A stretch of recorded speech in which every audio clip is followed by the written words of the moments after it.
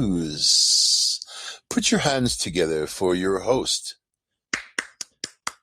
me, your red pill host. Hosting red pill, hoster, the hoster with the moster, god damn it. The red pill news, take the red pill, take the red pill, take the red pill. So I'm looking at India and I'm like devastated. Like, man, oh man. I can't believe that the exact same thing is happening. What happened with China is now happening with India. And exactly the same way, the whole world is downplaying it. Like, it's not going to affect them. It's contained. It's there. So I'll give it to you this. This is the news in the moment from the doctors in the field. Keep in mind, in India, they average one doctor for 26,000 people. One doctor, 26,000 people. Okay? You have a COVID-19 mutations, plural. They're calling it a double mutation.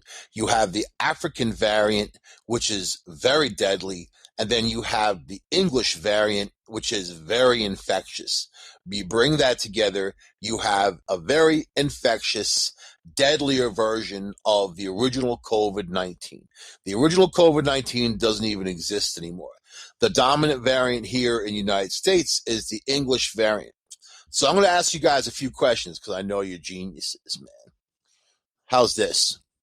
Do you think that this is the natural progression of the virus?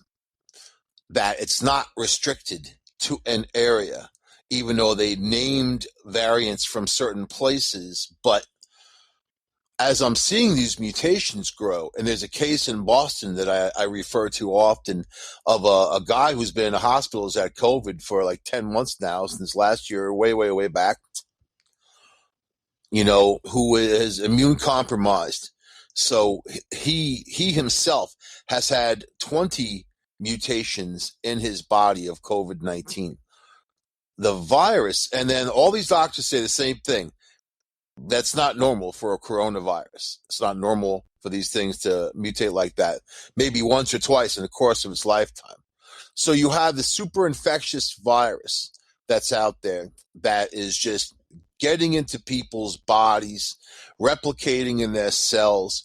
Why this mutation? This is the mutation that's so dangerous, right?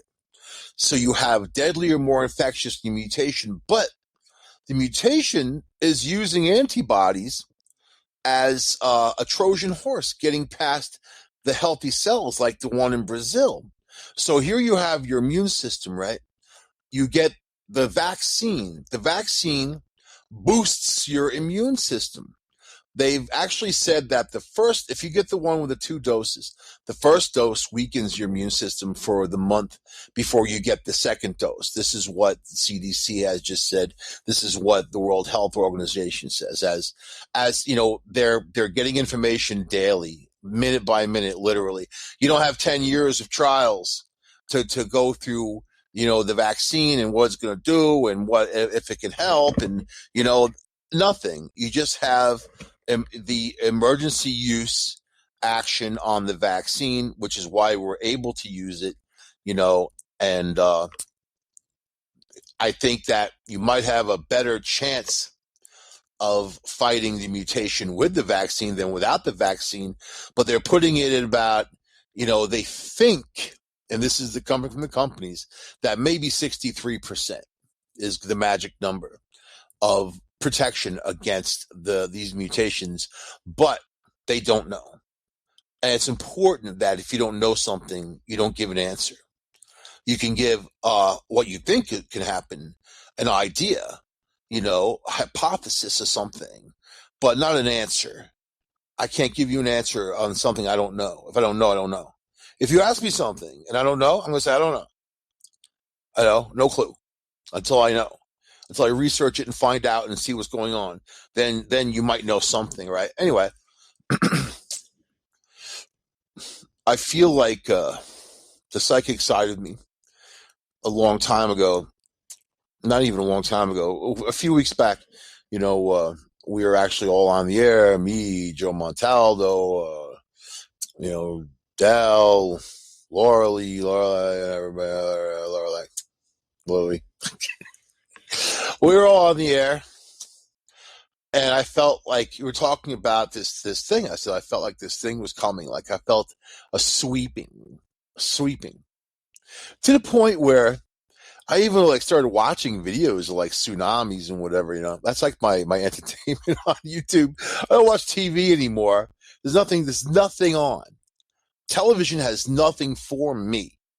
It's all just a bunch of poop, you know, designed to control you basically and kind of set you into this pattern in life that the machine wants, but not good for your own personal growth and soul, is it?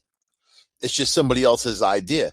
And then it's ultimately to sell a hamburger to you or some meds or something, you know, all these commercials, what they geared up for to do. So yeah. And I know there's advertising on YouTube. I can control that more.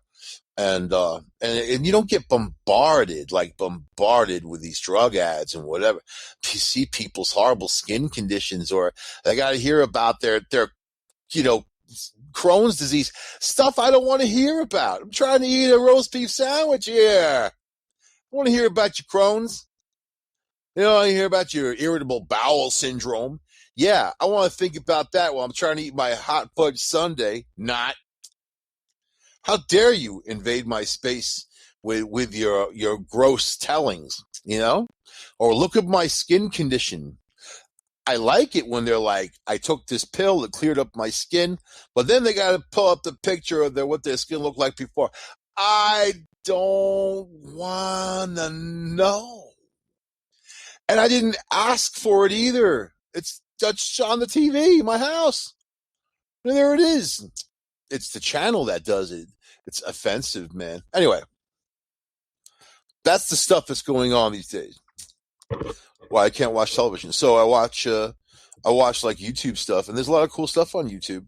There are people who actually try to develop, you know, cool content, and it's natural.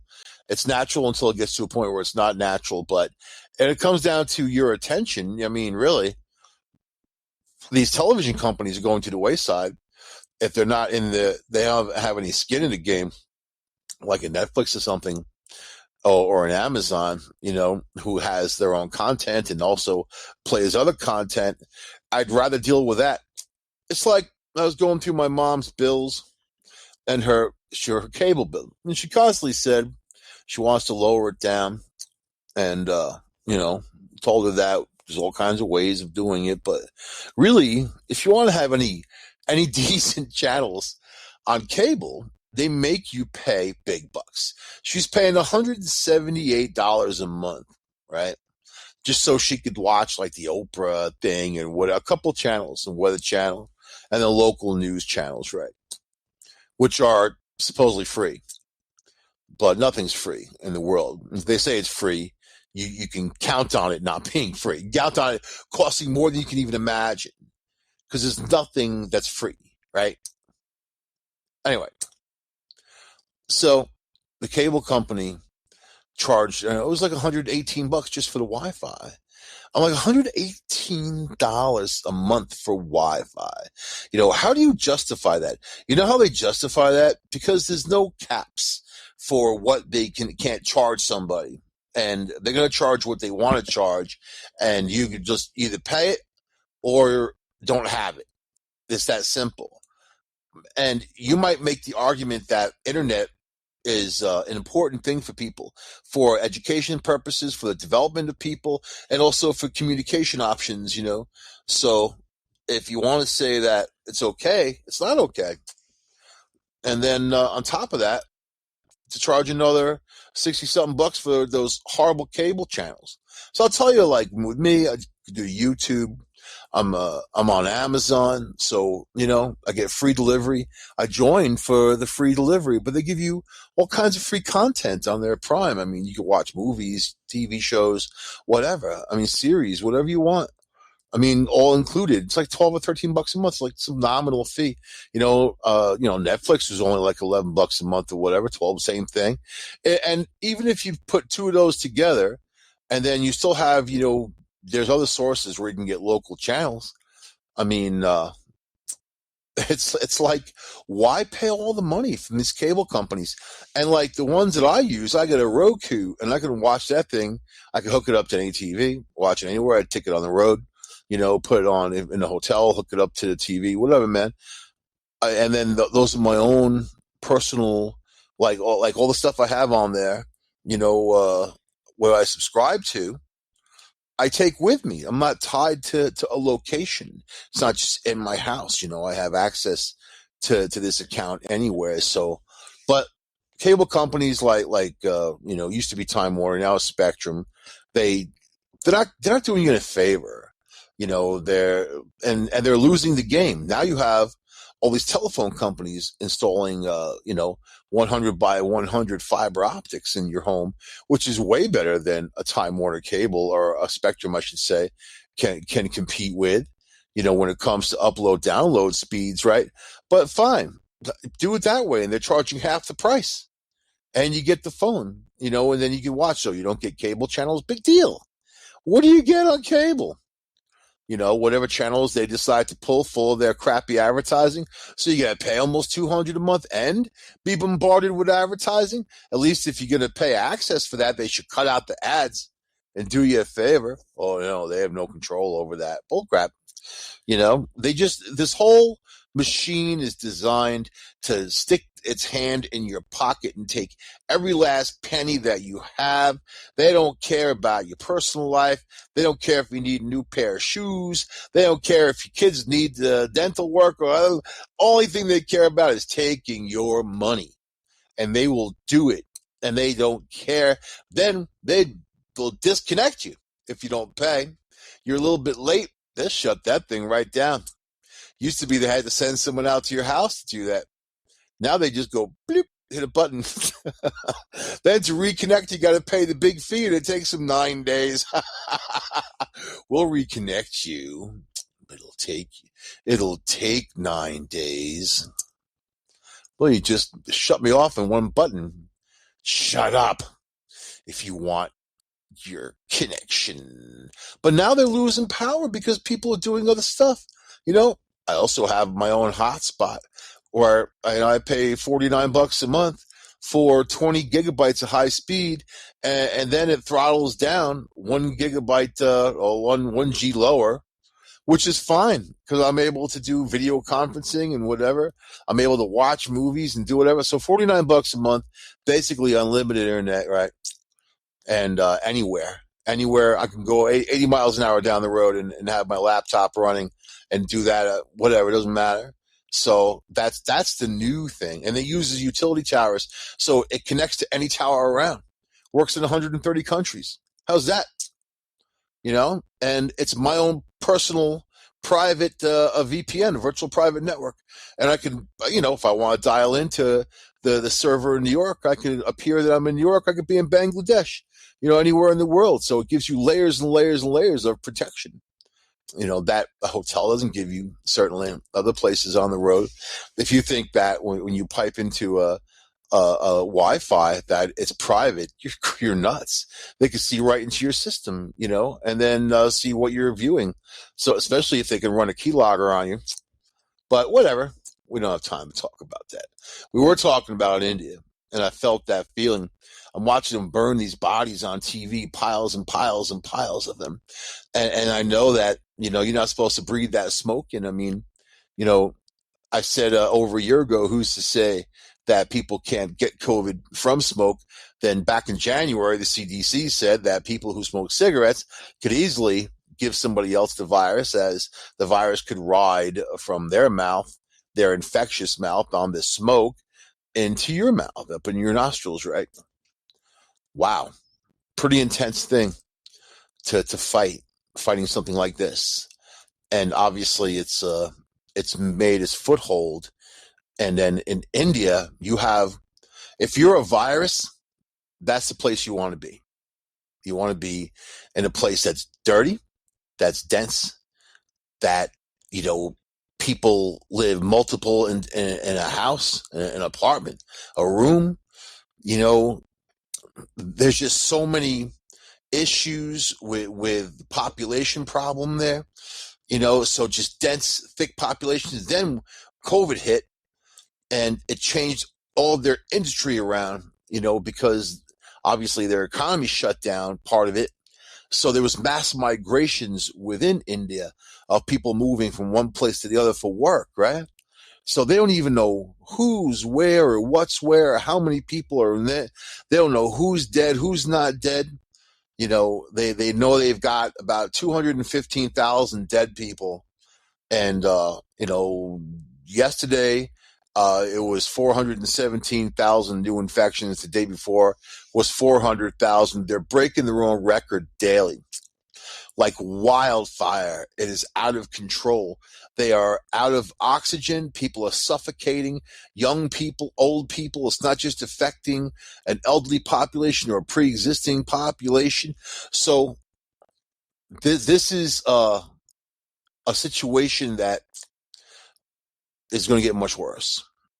You know, and then as it gets worse there, people have already panicked and left. People have already gone over borders, you know, and you're going to see, you know, China's not going to be spared from something like this. You know, they got their eye on it because they're right there, you know. I mean, you know, every country in that region has to have their eye on India, but us too, because we have very large Indian populations here in the United States. Those are also very dense neighborhoods, and people travel. They go back home to India. They go back and forth. They see their family, you know. So these are all things that we need to be ready for. And I don't think you can be ready for something like this. So I'm putting it at 2 to 3 weeks that we're going to start seeing that real trend. And then, you know, who knows after that. I mean, we've done a pretty good job here in the U.S. at getting control of this virus. You know, other countries somewhat. I mean, but there's other places who are completely out of control still. You know, and then now you have India, one of the largest populations on the planet, and dense population is just out of control. While the virus is out of control, it gets to live, it gets to evolve, it gets to do its thing. You know, people say that it doesn't have an intelligence. People say that it's not even alive since it's a virus. It is alive because it lives in your cells. It hosts, you know, it's an infection. It's a virus. It gets in your cells and replicates from one to the other, to the other, to the other. So it wants to live. It wants to mutate. It wants to survive. And obviously, if it is mutating to avoid antibodies and avoid white blood cells, it's learning from its hosts and getting better. It's not encountering the host. Normally, you would see a virus that would encounter a host. It hits a wall of white blood cells. You know, you beat the virus down, and that's it. Then the virus is done. When the virus gets conquered, people's immune systems learn how to fight these things. This one is different. This one is learning how to fight our immune system and getting better at it and creating mutations and variants. You can't tell me that this thing wasn't a master of design, you know? And it's doing what I always thought it would do. And I feel, man, my heart goes out to those people in India. Unbelievable, great suffering, watching people suffocate because they have no oxygen. It's not that they can't make it. They can't make it fast enough, you know, and other countries have sent ways of making machines. You can make oxygen and all this other stuff.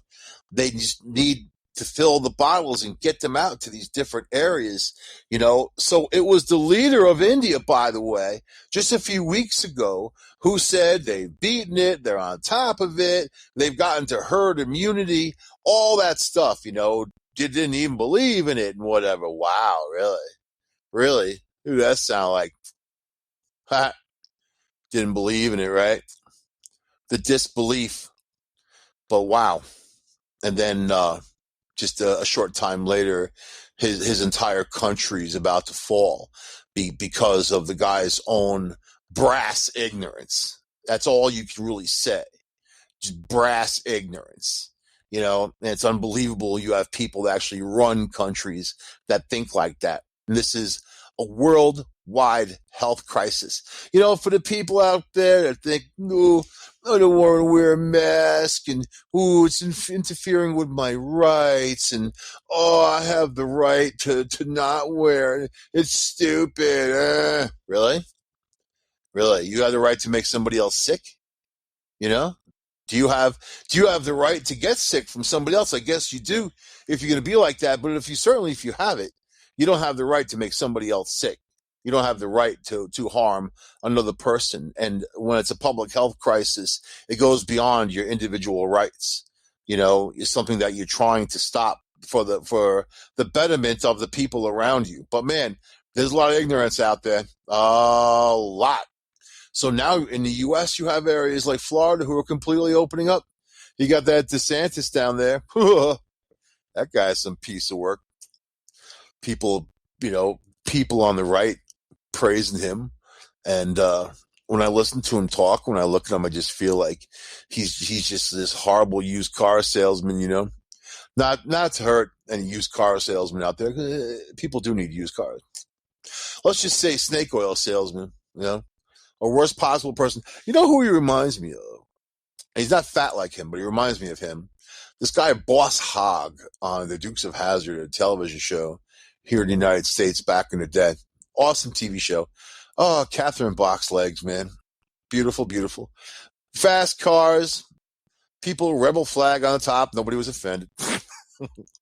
Now the shows are gone to the wayside. But yeah, the sinister guy in the county who was like the guy who paid off the sheriff and everybody else, and basically he was the dirtiest dude on the block. That's what DeSantis, his energy comes off like that. I'll just say that. And then other people are like, well, he went to Harvard. Like, what is that supposed to mean to me? Is that a pass in life that he went to Harvard? I think that's even more of a reason to keep an eye on someone. They went to Harvard, They still have Elizabeth Warren listed as the first biracial student in their law school. First female biracial student, because she listed herself as a Native American. And now we all know that she's not Native American. But they still haven't taken that down yet, which shows you how full of it they are. But you know this world, or maybe you don't know the world. I'll tell you what the world is. You pay as you go, It's a system of payment. It's a system of being in debt to someone, something, somewhere, someone, anything. I know I said someone twice. If you want to control people, you control them through debt. Used to be people could have their own land, house. You go out and work, on your land. You grow your own food. You go hunt. People live very simply, right? And times change.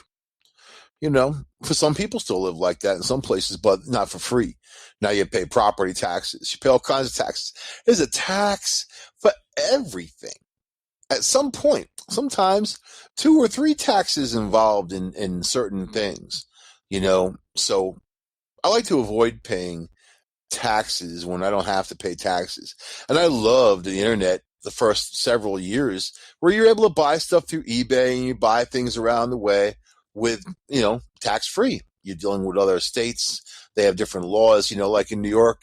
Most of the counties in New York charge a tax for clothing, a tax for appliances like refrigerators and things like that. Other states, Pennsylvania, has no tax for appliances, which is civilized because if it's refrigerators a necessity.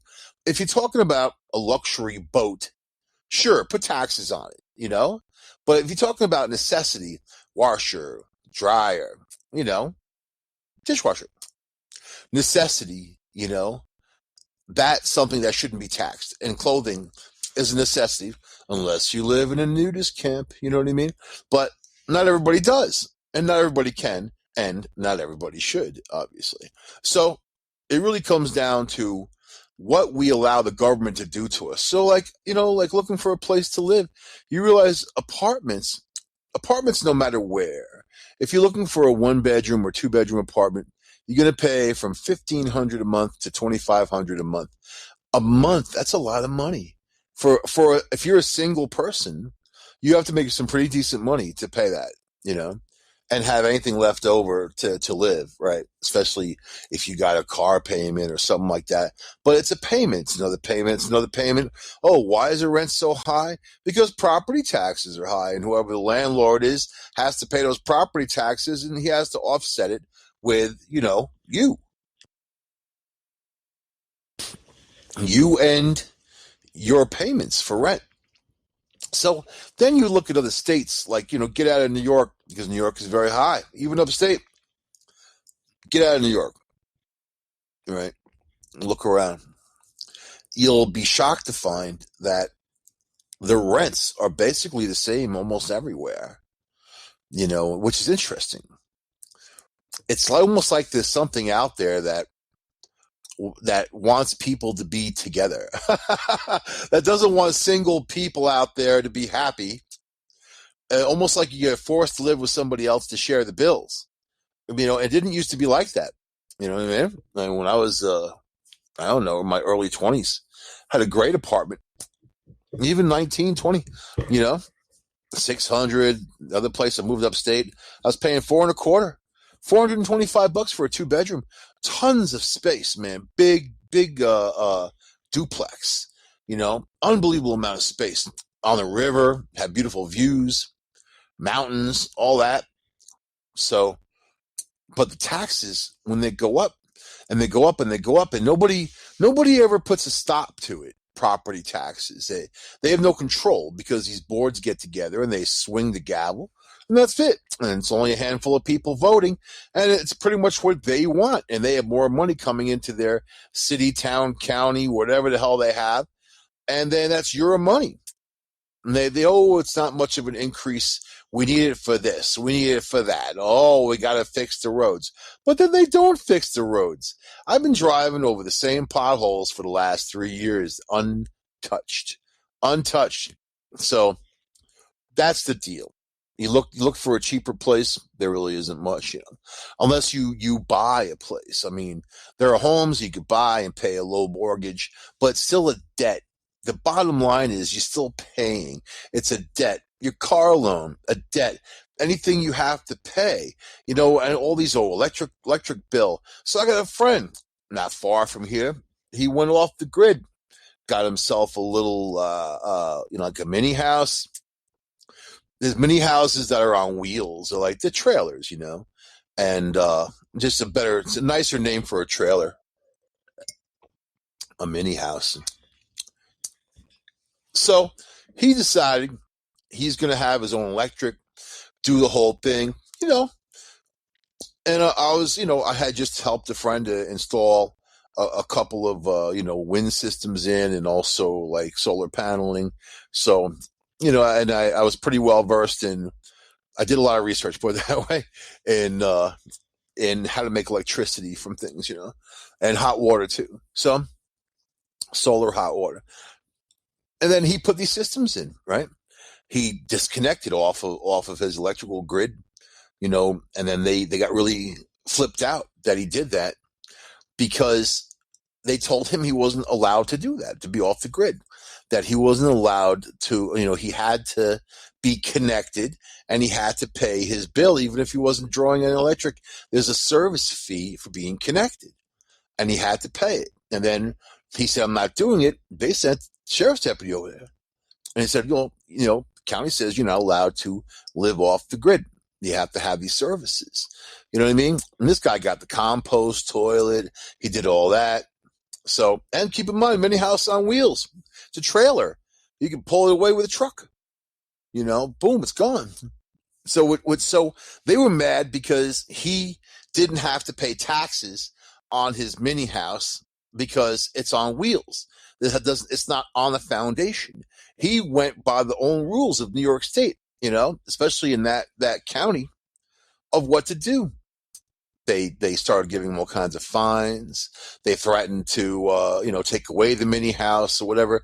But and he had to actually hire a lawyer to fight this, and eventually lost, actually. So lawyer bills.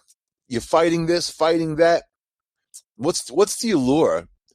Number one, to be a New Yorker. I mean, other states don't do that to you. There are other places that are more civilized, but then you have to look at the law and tax structure of other states. Do they have a VAT tax like Nevada? There's no tax on buying a used car. So you can go buy, $25,000 used BMW that's a couple years old, pay no taxes, but they got a VAT tax. So the VAT tax is going to sum up of what they think that car is worth yearly, even with depreciation and all, and you're going to have to pay on it forever. So you buy the car, but then you pay the government. Who the hell are they? If I'm going to buy a car, I got to pay because I'm an American or I'm a New Yorker or whatever state that you're in that does that. Some states don't do any of that. Some states have no personal income tax for the state. New York does. Oh, New York. And if you live in Manhattan, you'll pay Manhattan taxes and New York taxes. So then I'm looking at, I look at Long Island. I look at places down there. Okay, here's your apartment. Let's say 1750 gives you a one bedroom apartment in a halfway decent area where when you go out in the morning, your car will probably still be there. That won't be stolen during the night or vandalized. So 1750 puts you in one of those areas, that are borderline okay. But unless you have you can rent out a house or even a nice 3-bedroom apartment in East Hampton for $35,000 a month. $35,000 a month, yeah. High zip code, right? Forced all the people who grew up out there and lived out there for years out because of their market value. And if they didn't own a house and they didn't cash in on selling $1 million property, they just had to move. And that's what politicians say you have to do, because we're going to charge this amount of taxes for these properties. We're going to make this money. They're going to make money. They don't care about you. They say you need more affordable housing. You hear politicians say that all the time. More affordable housing.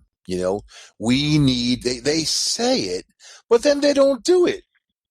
We need more affordable housing. No, they're really saying we need you to move into bad neighborhoods, because the good neighborhoods are too expensive for medium income people to live. They can't afford the taxes. It's not that the houses are too expensive. It's the taxes, right? I was looking at this beautiful home up in Warwick, New York, not far from the city. We got a nice train. They got a ghost train that people see once in a while that pull through there. They even see the passengers looking out the window. Imagine that when you're having your morning coffee waiting for the train. But there's some houses that were in an affordable realm, but yet the taxes were $25,000 and $30,000 a year. Taxes. It's like $25,000 or $30,000 a year that you're going to pay the government for the right to live there in that particular town. And this is legal. Why? And you don't see that what they do is just create bubbles of wealth. So the wealthy people move to those places and the middle class can't afford it. And, forget about the poor. The poor are just stuck in cockroach infested dungeons, and, look at Brooklyn and Queens. You got Alexandria Ocasio-Cortez making your lives better every day, right? All I see her out there is begging for stuff and Democrats laughing in her little green stick face, man. Her little naive, little tiny face. We don't need you anymore. That was when Trump was in there. We needed you to go after him, to make him look like the pig that he is. Just amplify the pigarity of Trump. And that's what she did.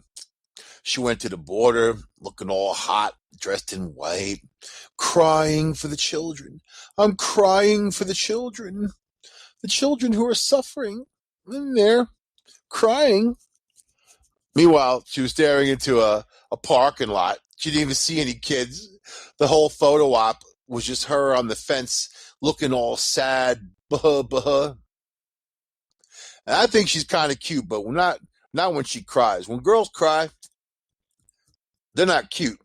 They're ugly, as a matter of fact. And then you laugh, and it compounds the difficulties in your life when, especially if you're in a relationship with said person and they fall apart. And you just can't help but smile or laugh. Gotta put your hand over your face because they look so ridiculously stupid. Why don't you just take a picture of them and say, I'm going to take a picture of you. You look so stupid crying like that. I'll take a picture of you, put it on social media under stupid looking people. No, you can't do that. Then you're an abuser. I see guys out there taking pictures of girls on the internet, like in public, these girls walking down the street. Or there was one in like Planet Fitness.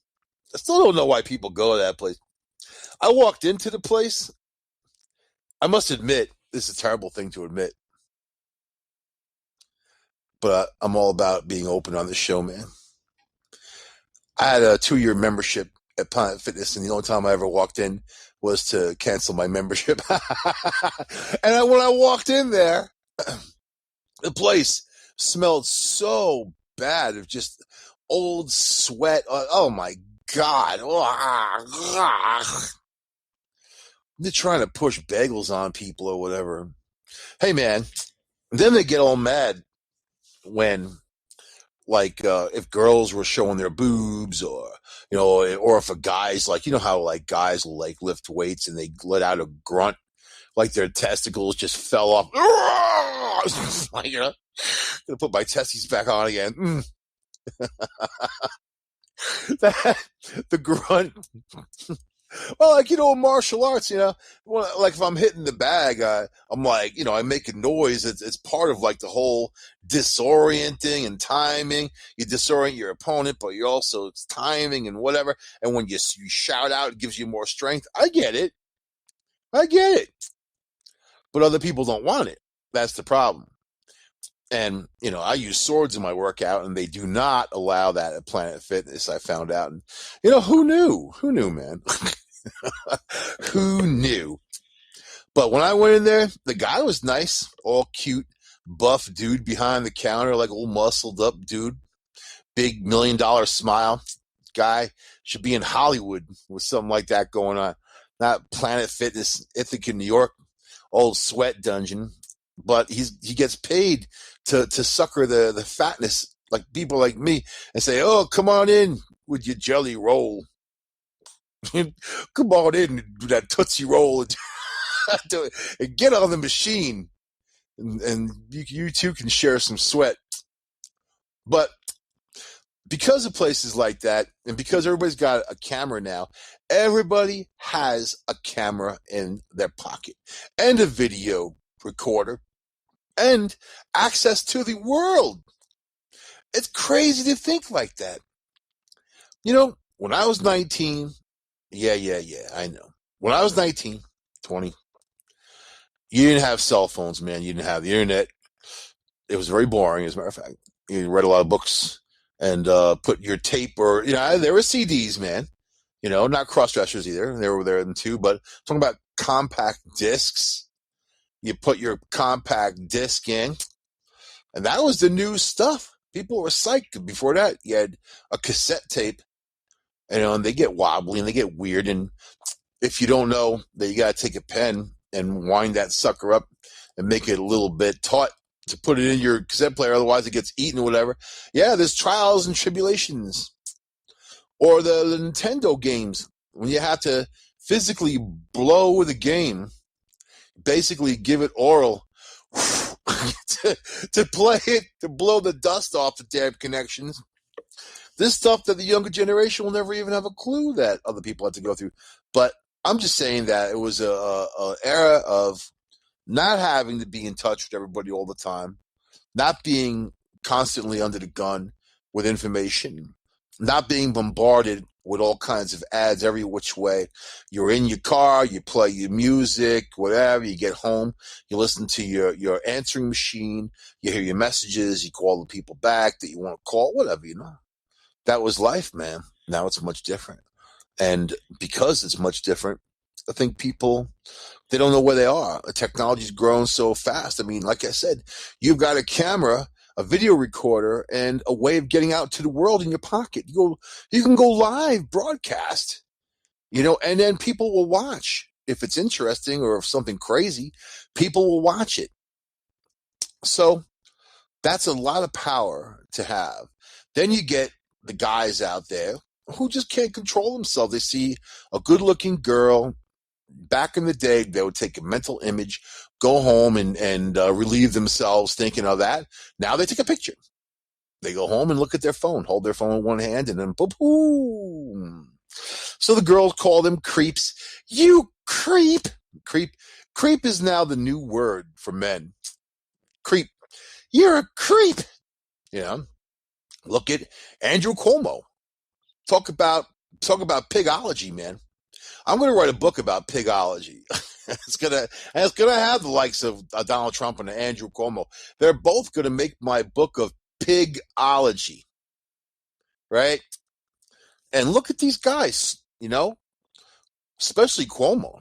Now, I'm not going anywhere. Now, he talks. I just watched him again the other day. He was doing his COVID thing, and when the reporters talked to him, he has this disdain for anyone. He acts like he's truly the king, and he has this disdain for anyone who says anything that goes against him at all, his grain, anything that he's been for, even stuff that he doesn't like himself, but that he himself does. So when he looks at these people, he's got this look, and then starts talking to them like they're the dumbest creature on the planet, right? As even she was like, saying how sexy he was and whatever. And I don't know. I'm not a woman, so I can't tell. I think that Andrew Cuomo is fuck ugly. I'm sorry to say that, but I'm certainly no. I guess that it's just my own private taste. I don't think he's attractive. You know what I mean? I don't think he's charismatic. I saw how Bill